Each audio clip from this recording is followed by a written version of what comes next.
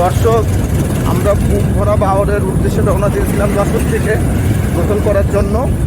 তো আমরা গোসল করার জন্য চলে আসছি। রাস্তাটা খুবই খারাপ। আমার সাথে গাড়ি চালাচ্ছে মোহন, আর পিছনে আছে তাজুল, আর হচ্ছে গিয়ে মামুন।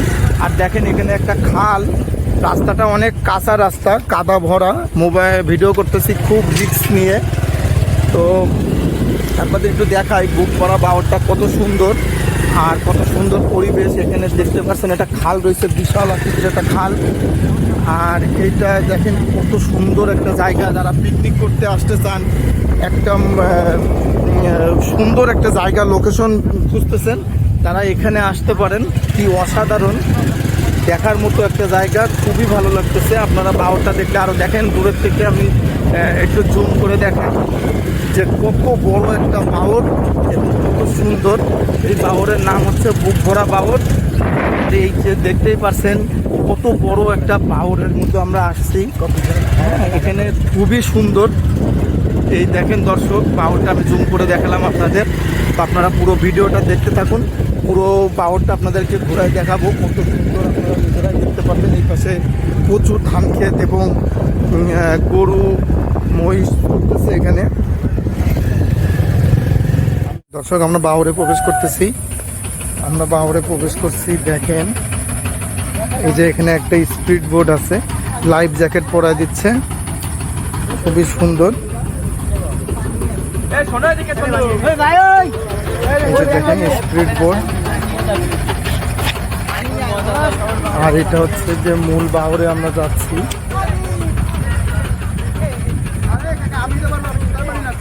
এটা হচ্ছে মূল বাওর। তো দেখেন তাজুল নেমে গেছে, আর এখন আমি নামবো। মামুন প্রস্তুতি নিচ্ছে। আচ্ছা দর্শক, এই যে বাওরটা দেখতে পাচ্ছেন। ঠিক আছে, এখন গোসল করি। গোসল করার সিনটা দেখাবো না। ওকে, সবাই ভালো থাকবেন, আল্লাহ হাফেজ। এবার আমরা একটা নৌকা ভাড়া করলাম। নৌকাটার ভাড়া হচ্ছে গিয়ে আপনারা 200 থেকে 250 টাকার মধ্যে পেয়ে যাবেন। তো ওরা নৌকা চালাতেও পারে না, উঠতেও পারে না, এই জন্য বন্ধুরা কেউ ওঠে নাই। আমি একাই নৌকায় উঠছি এবং নৌকাটা চালাচ্ছি, কিন্তু কি পারে নিয়ে যেতে পারছি না। এদিকে বইটা দিলে ওইদিকে চলে যাচ্ছে, ওইদিকে বইটা দিলে এইদিকে চলে যাচ্ছে, খুবই ঝামেলার। আমরা যারা মনে করি নৌকা চালানো সহজ, আসলে সহজ না। আর এখানে যেহেতু স্রোত নেই, তাও আমরা চালাতে কষ্ট হচ্ছে। তাহলে যারা অনেক ঢেউয়ের মধ্যে চালায় তাদের কতটা কষ্ট হয়। তো দর্শক, দেখতে থাকুন ভিডিওটা।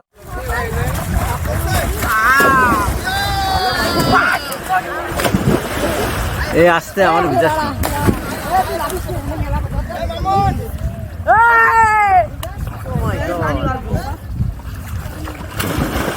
কত গর্ত।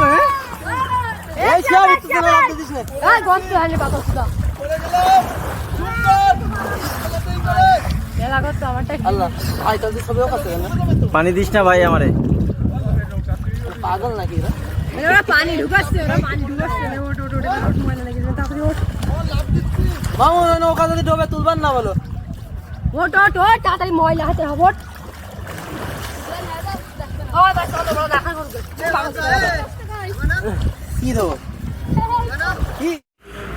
বন্ধুরা, গোসল করে ওঠার পর আমরা চেঞ্জ করার জন্য একটা জায়গায় আসছি। এটা বাওরের ঠিক পাশেই একটা বট গাছ। তো এখানে বট গাছের ছায়ায় হাজার হাজার মানুষ বিশ্রাম নিচ্ছে। এখানে একটা স্ন্যাক্সের ছোট্ট দোকান আছে, চটপটি, ফুচকা এবং শরবত, বিভিন্ন ড্রিঙ্ক পাওয়া যায়। আর একটা মুরব্বি জাল বুনছে, গ্রামের একটা পরিবেশ। আর ইনি তার পশুদেরকে এখানে চড়াতে নিয়ে আসছে।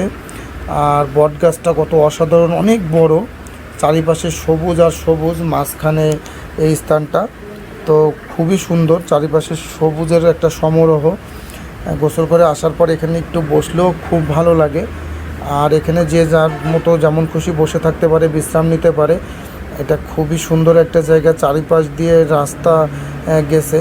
আর এই দূরে পাট ক্ষেত, এখানে খেজুর গাছ, খেজুর গাছে পাখি উড়ে বেড়াচ্ছে, খেজুর খাচ্ছে, খুবই মনোমুগ্ধকর একটা দৃশ্য। আর বট গাছটা দেখতেও খুব অসাধারণ, খুবই সুন্দর, চারিপাশে সবুজ আর সবুজ। আমি দেখাচ্ছি, জুম করে দেখেন। এখানে পাট ক্ষেত, অনেক বড় একটা পাট ক্ষেত। আসসালামু আলাইকুম কাকা, কি বানাচ্ছেন এটা? খেপলা জাল। এ কি লালন সুতো নাকি? প্লাস্টিক সুতো। এ তো অনেক ছোট ছোট ফাঁকা দেখতেছি। এটা ছোট মাছ মারার জন্য। এটা আপনি কত আগে শিখেছেন? 15-16 বছর আগে। ও, একটা আপনি বিক্রিও করেন বানায়? শুধু নিজের জন্য বানান? এতে আবার এই জালের কাঠি দেওয়া লাগবে না? সব দিতে হবে। এই একটা জালে কয় কেজি কাঠি লাগবে? 3 কেজি।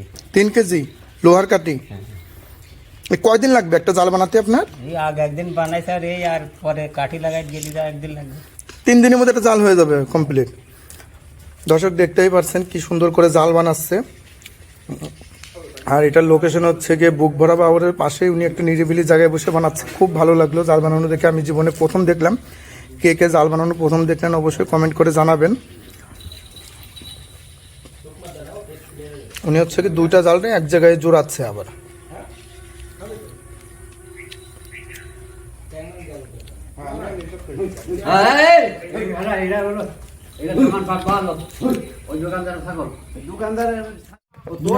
আসসালামু আলাইকুম দর্শক, চলে আসলাম চুই ঝালের মুড়ি মশলা খাওয়ার জন্য।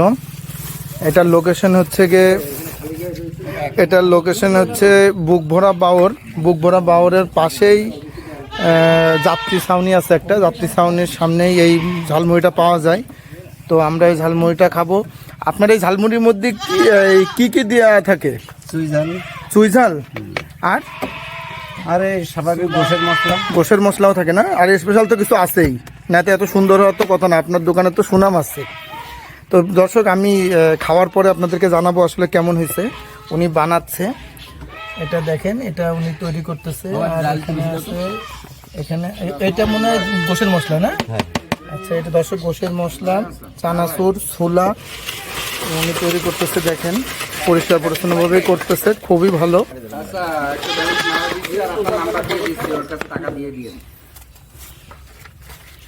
সারা পুরো আসবে না আপনার কাছে, সমস্যা নেই।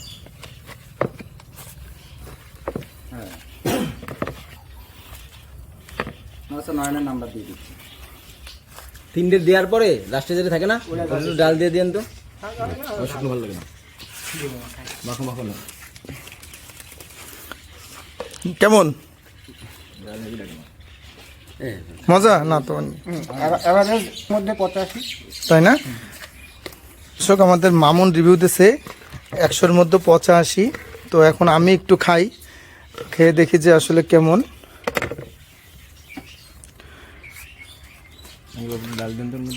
দর্শক আমি খাচ্ছি, আলহামদুলিল্লাহ খুবই ভালো। দর্শক আপনারা খেতে পারেন, খুবই ভালো এটা। ভালো, খুবই ভালো।